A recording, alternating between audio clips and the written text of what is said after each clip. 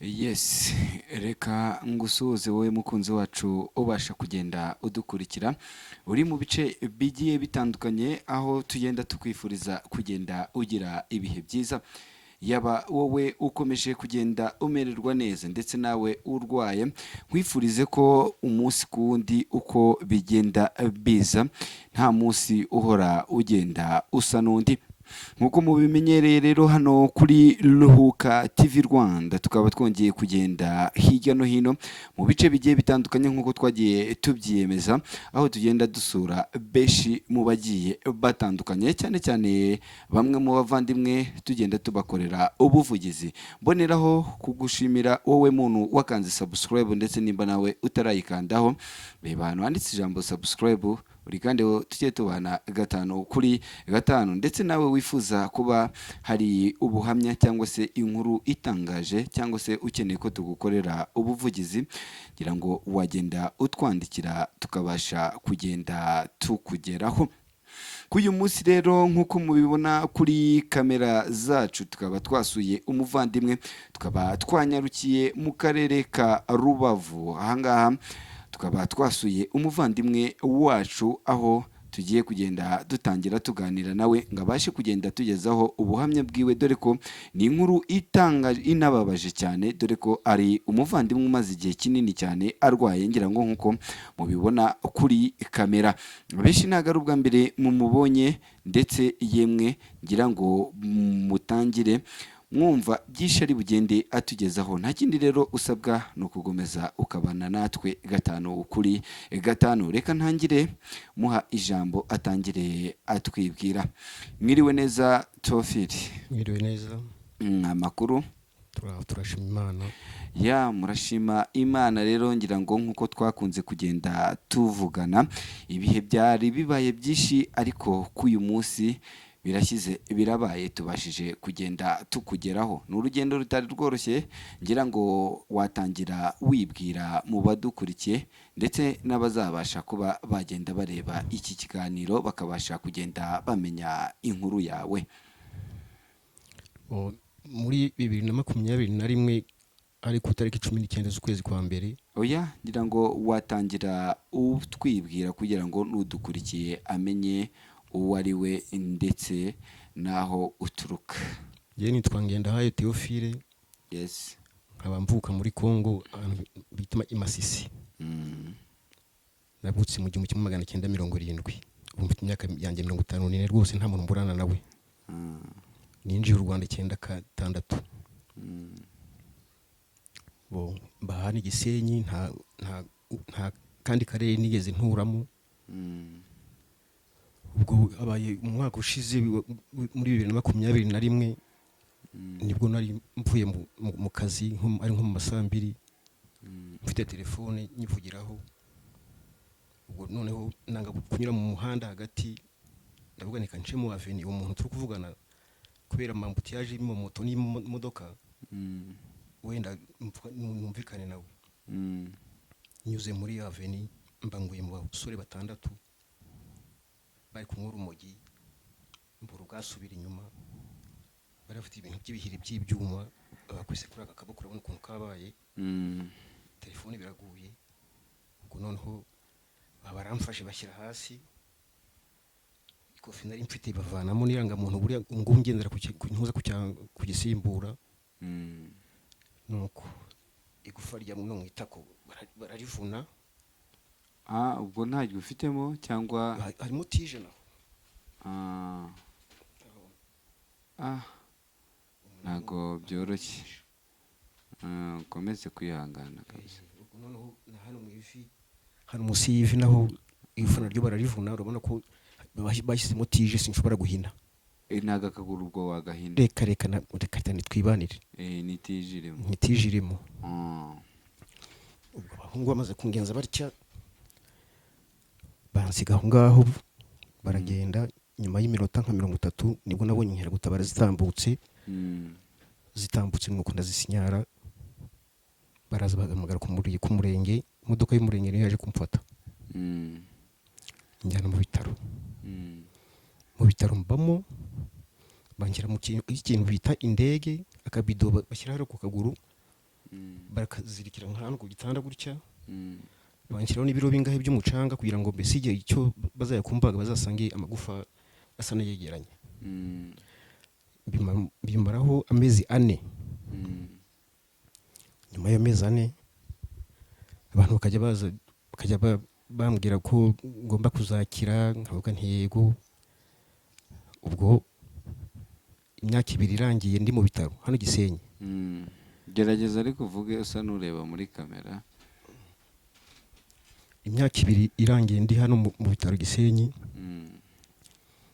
nibwo haje abanyamakuru 2. Mm. Ubwo umuganga umwe arababwira ati mujye kureba uriya musaza hariya amaze imyaka 2. Mm. Bambaza ukuntu byagenze, ndabatekerereza, barangije nk'ejo babitangaje nibwo meya w'agateganyo wari uhari yanyohereza ibipapuro n'imodoka n'ubushoferi banjyana ku bitaro byitwa Inkuru Nziza Kigali. Ndagenda nahamaze amezi 2 n'ibyumweru 2 Kigali. Genda barambaga, nta murwaza, nta n'igiceri cy'atanu, reka. Ubwo nabayeho mbese kubera Imana, nkabaho n'abarwayi barimo bakajya babona ko nta muntu mfite. Nuko umuntu acyumva ni urugendo rukomeye cyane. Urwariye mu bitaro bya Musanze, meya yaraje n'izo mpapuro babashije kugukorera ubuvugizi bya Gisenyi, bya Gisenyi, babashije kugukorera ubwo buvugizi, ugeze i Kigali uravuwe. Ariko abenshi nk'uko wakomeje kugenda utangaza ko nta murwaza wari ufite aho ngaho mu bitaro, ho wari ubayeho ute? Ko tuzi ko umuntu iyo arwaye nk'uko yakorewe operasiyo aba akeneye izo mbuto, akeneye umuntu umukorera amasuku, akeneye mbese nyine umuntu w'umurwaza. Se wowe wabayeho ute? Twagira ngo utuganire neza, utubwire iyo nkuru ko wari ubayeho muri icyo gihe. Ngewe uko nari mbaye muri icyo gihe, abarwaza bari abenshi bari abasore. Ubwo rero nabwiraga umusore mfasha unyuhagire mwa, akabinkorera. Babazanira ibyo kurya nanjye bakampereza. Nibwo buzima nabayemo amezi 2 n'ibyumweru 2. Hanyuma tugarutse inyuma kuri abo basore babashije kugukubita, ese muri bo hari abo waba waramenyemo wenda bakaba barabafashe bakabahana, bimeze bite? Ntabwo bafashe, kumva ko hari 2:05 bamaze kunsiga aho ngaho, barirukanka baragenda udufaranga two nari mfite mu 20. Nuko none se nk'uko kugukubita ntago waba waragerageje gutaka ngo abantu babe bagutabara? Kuko nibuka neza watubwiye ngo baragukubise bakurambika hasi baragenda, nyuma nibwo haciye inkeragutabara ubasha kujya wazisinyara, ziba arizo zigufasha mu buryo bwo kuba wagera kwa muganga. Ntago aho hantu ntago wigize ubasha kuba wataka ngo abantu bagutabare? Muri iyo aveni n'akavura kari kugwa, ni mu bipangu, ni hariya hepfo hagana kuri Bombereje, sinzi niba uhazi. Bombereje ndahazi. N'abadukurikiye mbese bazareba iyi nkuru benshi barahazi cyangwa bajya banahaca. Abo rero gutabaza, natabaje ubwa mbere kurunga ko bari 6, undi musore amfata umunwa hasi, ndatuza, bakora ibyo bashaka. Uvuye hano mu bitaro by'Igisenyi ugeze i Kigali, ukorewe operasiyo irarangiye, waje kugaruka gute? Ubwo ayo mezi 2 namazeyo, hari icyo badukorera cya fiziyo, cyo bita kine. Urabona kano kaguru ko hepfo wagira ngo umuntu ntagufa ririmo, ubundi n'amano ntabwo nayakinisha nk'uko nkinisha ngayo, kubera kumara iminsi kadakora. Ubwo imodoka ya ambulance yari yajyanye abarwayi Impuza Indera, niyo yanyuze aho ngaho iramanura inzana hano Gisenyi tena. hano i Gisenyi nabwo mpamara icyumweru mu bitaro bari kunshakira iyi nzu. Iyi nzu maze kuboneka imodoka y'akarere nibwo yaje bankubitamo baraza batereramo mu nzu. Ya urumva uvuye mu bitaro uraje ugiye mu nzu. Ese inzu wari ujemo niyo wabagamo mbere y'uko ubasha kugira icyo kibazo cyangwa ni iyindi akarere kagushakiye shyashya? iyi ngiyi mbamo ni akarere kayishatse kuko iyo nabagamo ira kuri petite kandi ho n'igihe cyayo cyari cyararangiye urumva imyaka 2 nari maze ari mu bitaro ntayibamo. Nyirayo yagomba gushaka undi muntu ayikodesha. Iyi ngiyi ni akarere niko kayishyurana n'ubu. Okay, ndabyumva. Ni akarere karanakoze kugufasha cyane cyane dore ko icyo kabereho ni ukwita ku banyarwanda muri rusange nk'uko bagenda babinoza buri munsi. Rero uraje uvuye mu bitaro ugeze ahangaha muri iyi nzu, ni urugendo rutoroshye wari ubashije kugenda winjiramo. Ugeze muri iyi nzu mu mibereho yawe wabayeho ute? Kuko watubwiye ko warwaye nta murwaza, ukarinda ubwo uva mu bitaro nta murwaza. Ugeze ahangaha ho ubuzima bwawe bumeze gute magingo aya ngaya guhera icyo gihe? Guhera icyo gihe mva mu bitaro akarere ku karere banyohereje amafaranga 50,000 kwezi kwa 11 kumwaka ushize. Nayo mperuka 50,000 ku mwaka ushize kwa 11. Ubwo urabona iki gitanda ndyamyeho nuvuga ngo akarere ko kaguze iyi matera gusa n'iki gikuvureri. Iki gitanda hari umukristo w'umukecuru utuye mu Rugerero baje kundeba niho bakinguriye nabo bajyaga bamfasha.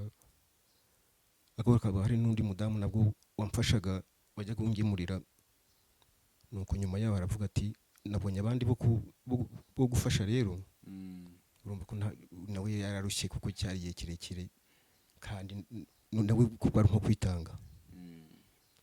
Mbese kubaho gutyo kuryana ubu ngubu kireka nyirinzu niwe uvuga ati buriya muntu umupanga yibanje aticwa n'inzara niwe umpa ibiryo. Ni ukuvuga ngo nyirinzu aragukodesha akanakugaburira. Hagati aho mu badukurikiye acyumva inkuru yawe tubwiye ko ufite imyaka 54. Imyaka 54 Tofili umuntu yigize wese egari ko nk'uko dusanzwe tubizi aba afite umugore n'abana. Wowe ku ruhande rwawe bihagaze bite? Ese ufite umwana, ufite umugore, bimeze bite? Nari mfite umugore sigara bamwicira muri Kongo. Bamwiciye muri Kongo. Abana bo 3 nabo niyo bari nzi nabo niba bahari kuko iyo telefone nari mfite y'abahungu banyatse niyo yari mu ntuza simcard yo hakuriya ku buryo navuganaga nabo. Kuva icyo gihe rero reka da. Ya ngira ngo nkuko utubwiye umugore wawe bamwiciye muri Kongo, abana nabo 3 ntuza amakuru yabo. Ese nta nomero nimwe waba waruzi mu mutwe ku bigo ushobora kuba wayihamagara nko mu baturanyi bo muri quartier cyangwa mu bandi bavandimwe bo ku ruhande ku bigo babasha kumenya uko nimba bo bakiriho? Dore ko wagiye natubwira ko hari ikibazo cy'intambara yari imeze nabi ngo babe babasha kuba bagenda bakugeraho mu buzima bwa buri munsi. Ngabo nta nimero zabo nakwibuka rwose. Yari ntuza yari simcard zira za orange z'inkongomani ntabwo nabimenye rwose. Hanyuma se nk'umuntu ukubona nk'uko tukubona ubu ngubu turabona uri umuntu ufite imbago, abadukurikiye bariho baragenda bazibona, tukabona uryamye hasi. Ubasha guhaguruka ukaba wajya hanze, bimeze bite? Reka kuva nava i Kigali rwose ntabwo ndarenga kuri uwo muryango wicayeho. Urabona kano kabase kari musi y'igitanda niko nitumamo. Kano kabiduru kubona karangaha niko ntihagarikamo. Hanyuma nimba ukihagarikamo umuntu ahita yibaza, tuzi ko mu buzima busanzwe umuntu gukaraba, bakeneye gukaraba kugira ngo ko buriya niyo waba urwaye ugomba kugira isuku. Gukaraba, kumesa, byo ubikora ute nimba no gusohoka ari ikibazo? gusohoka ni ikibazo kandi ntabwo bijyanye no gukaraba urabona n'ukuntu mperuka amazi ukwezi kugiye kuba kwa kabiri Utoga. hari umuhungu wajya guza kumfasha Mm. nyuma yaho nawe sinzi iyo yagiye akanankorupera akakorupa n'inzu akanamesera none Bwari ubugwaneza waramwishyuraga. nawe ntabwo we yabikoraga rimwe na rimwe ariko ubundi nabona yijunguje nabona nk'umuntu umpaye nk'igihumbi kuri telefone nkakimusukumira akagira courage yo kujya aza kubinkorera. Ni urugendo rutoroshye. Urumva uvuye i Kigali kwivuza ugeze aha ngaha, uturutseyo mu kwezi kwa 11 nk'uko wabashije kugenda ubitubwira. Ese ubuvuzi bwawe ubu ngubu bwaba buhagaze bute? Bwararangiye? Uracyakurikirwa? Bimeze bite? ubu ngubu nta mfite igipapuro cya rendez-vous cya dogiteri yampaye w'i Kigali ko navuye mu kwa 11 noneho we bampa ngo ibyumweru 6 ariko byagomba gufata ku tariki 10 z'ukwezi kwa mbere kugira ngo nsubireyo muri rendez-vous muri contrôle barebe ukuntu nyine ukuntu bimeze. Kuva icyo gihe rero sindasubirayo kandi kare narabifuza ariko barabizi ntacyo bamfashijeho. Ni ukuvuga igihe cyararenze. Igihe cyararenze kereka umuntu simbizi. Igihe cyararenze kuva mu kwezi kwa mbere ku tariki 10. None se birumvikana igihe cyararenze, wakaba ubwo ni ukuvuga ngo nimba ari kuva mu kwezi kwa mbere harenzeho amezi 9 yose. Ukomeze kwihangana. Ariko tukiganira ubwo urumva uvuye kwa muganga, ukiva kwa muganga ni ino nzu n'ubundi wari urimo akaba ari nyir'inzu n'ubu ukikwitaho? Nkiva kwa muganga ukivuye kwa muganga iyi nzu niyo nasohoreyemo kugeza na n'ubu ngubu. Hanyuma se mu bijyanye no kurya, nyir'inzu hari uburyo wenda akarere kaba hari icyo kamusapotingaho mu kwishyura inzu cyangwa ukugusonera? we inzu barayimwishyura, akarere karayishyura n'uvuga ngo bamwishyura 30. ubura ko ibijyanye byo n'ibyo kurya we ni imbabazi ze yigirira ntabwo nta n'igiceri cy'atanu bamuha. None se ugerageza wenda ukaba washaka uburyo wabonamo nk'umuntu wo muri famiye yawe cyangwa undi w'inshuti yo ku ruhande ku buryo ashobora kuba hari nk'ubufasha yabasha kuba yakugezaho, famiye yawe nubwo ataba uwo mu muryango cyangwa se zimwe mu nshuti zawe zabasha kuba hari uburyo zagera kuri abo basize muri Kongo bakaba babasha kugenda bakugeraho? Reka iyo ngiyo n'ahantu bita kurinze za Ngungu ni isibaniro rya M23 n'aba bakatanya bo hakurya. urumva ubwo se umuntu wakohereza yo ngo najyayo ninde akanyura hisa ahubwo. urumva ko n'ahantu habaye isibaniro nuvuga ngo nabo sinzi ko ntabwo nubwo nkimabara ngo bariho. Reka ariko twumva amakuru menshi avuga ko M23 yafashe kandi ibice byose M23 yafashe birimo amahoro. None byaba mu mahoro ku buryo wava hano Igisenyi ukanyura hari Isake muri zakatanyemo ngo uratanyije ugiye Ngungu? Biragoye cyane. Ako se kubwawe watubwiye ko wageze mu Rwanda mu 1996. Kuva wagera mu Rwanda mu 1996 ndakeka ni imyaka 28 irashize uri mu gihugu cy'u Rwanda. Waje nk'impunzi, waje nk'undi muntu wese uje gutura? Nje ntaje nk'impunzi tuvuye turi guhunga izo ntambara ziyongiye. Tezi no butuye imaranga muntu w'umunyarwanda. Ngira ngo urumva muri 96 kugeza ubu ngubu n'imyaka 28. Kuva icyo gihe wigize ubasha kuba hari nk'umuntu wo muri famiye wawe yaba kuri abo bana, dore ko watubwiye ko umugore wawe we ubizi ko yitabye Imana, waba waragusuye cyangwa se wowe wigize ubasha kuba, tuzi ko hano Rubavu na Kongo ni ibice byegeranye cyane, wigize ubasha kuba wasubirayo ngo urebe famiye yawe cyangwa uheruka y'icyo gihe? Bon, umwana umwe yajyaga aza tugahurira hano i Goma agasubirayo. Nyuma yaho umaze gucanirana kuva icyo gihe ntabwo nashoboye kwambuka, nawe ntabwo yashoboye kuza. Ntabwo byoroshye. Hanyuma se nkawe nk'umuntu uri muri ubu buzima, dore ko ari ubuzima butoroshye cyane, tunavuga ati ukomeze kwihangana, buriya bamwe mu badukurikiye yaba wifuza kuba yagufasha, ni igiki wasaba bamwe mu bantu badukurikiye cyangwa ni igiki wababwira? Ikintu njye nasaba nk'ubufasha rwose gusubira nko kwa muganga, kuko urabona hano guhera muno musi y'ivi imisonga igakubita none n'aha ngaha naho igakubita rwose, nk'ibyo nkajya mbyumvira mu mutwe, aha mwita ko naho nuko.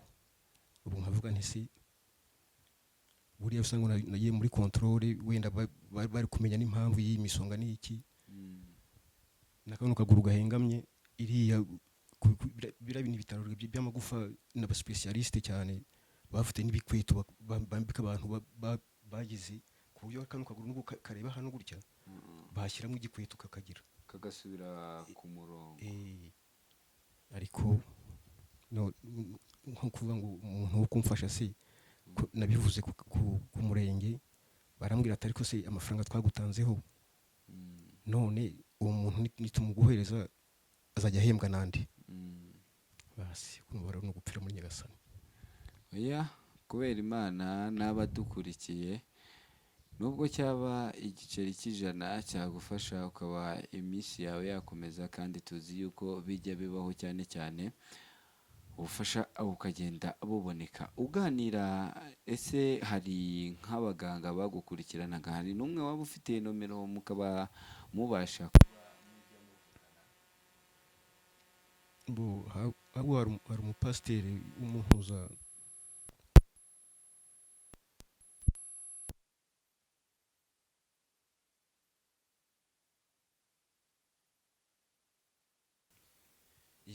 ni urugendo rutoroshye cyane rero nk'uko wari uriho ubitubwira, ariko ngira ngo wenda nk'abadukurikiye muri rusange, se nk'umuntu wifuza kuba yagufasha iki, yagufasha ati? kumfasha rwose aka kaguru ko ya misonga ikubitamo igatuma ndasinzira, nikubita hano mu itako, kandi ko mba naragiye muri controle ku tariki 10 z'ukwezi kwa mbere, wenda akaba ariyo mpamvu bikomeza kugira kuriya n'ukuntu kahengamye kubera kutagakoresha. Ubu nabyo mbese mbonye abantu bo kumfasha nkajya kwa muganga bankoreye cyane. Nta kindi ubuse ko nababwira ngo banshakire umuntu wo kujya mfasha kunkarabya, kumesera, kugira ute? Hoya, birashoboka ko hari nk'umugiraneza waba udukurikiye wazareba iki kiganiro, bijya bibaho, akaba yagufasha nko kuba yakumenyera, akaba yaguhembera nk'umwana wayaza akagufasha mu buryo bujyanye n'amasuku, cyangwa se n'undi muntu muri rusange ushobora kuba utuye hano hafi aha ngaha akavuga ati ni umuvandimwe kuko ibi byakubayeho nanjye byambaho, n'undi byamubaho, akavuga ati nzaza nze angufashe mu buryo, kuko urabona ku ruhande rwawe ibikenewe ni byinshi cyane, ariko nyine icy'ibanze ni ukuba wabasha kongera ukaba wasubira neza mu buzima, ukaba wagenda ugira byinshi ugenda wikorera, utateze no kuba wavuga ngo abandi babe babigufashamo. ugushaka rero, hari ushaka kukubona, hari nomero ya WhatsApp ugira ukoresha ku buryo kuko dukurikirwa n'abantu bari hanze cyane cyane. mfite ya MTN gusa. Nomero isanzwe Eh, yangira ngo wabwira udukurikiye cyangwa se uzareba iki kiganiro, waba wifuza kukuvugisha cyangwa se waba wifuza kuba yagufasha, yakubona gute rero? nimero yanjye ni 078 07 43 43 56 56 86 86 karindwi. karindwi. Ngira ngo wowe muntu wari udukurikiye uri mu bice bigiye bitandukanye, reka uyu muvandimwe yongere adusubiriremo nomero yiwe, ngira ngo turi buze no kuyishyira ku kiganiro aho turi buze kugenda tujya uploadinga. Waba wowe rero utigize wumva nomero yiwe ya telefone, nagushimira wowe wari udukurikiye, ariko nanone reba hasi ahantu handitse subscribe cyangwa ujye muri comment ugende ureba nomero y'uyu muvandimwe, dore ko ubufasha yaba mu buryo bwo kumusengera, mu buryo bwo kumufasha ku buryo yajya kwa muganga, mu buryo bwo kumufasha yemwe, dore ko n'iyi nzu aba arimo akeneye nawe kuba yajya mu nzu akabona ubuzima bwiwe uburambye bwa buri munsi, atari ukuvuga ngo arahora ateze ku bandi bantu. Reka ngushimire rero wowe muntu twari turi kumwe mu rugendo rutoroshye cyane, dore ko ari urugendo rwavaga mu mujyi wa Kigali kwerekeza mu karere ka Rubavu. Dore ko nawe udukurikiye ufite inkuru cyangwa se ubuhamya utangaje wifuza kuba wagenda utugezaho, wagenda ureba nomero yacu ipininze aho ngaho ku mutwe w'ikiganiro, ukagenda uduhamagara cyangwa se ukatwandikira kuri WhatsApp, tukabasha kugenda tukugeraho aho uri mu bice bigiye bitandukanye, yaba uri mu Rwanda, muri East Africa hose tubasha kugenda tukugeraho. Reka ngushimire rero, nyaboneka njye mwari muri kumwe nta wundi ni mwenyewe nyirabyo, wawo akaba ari Francisco.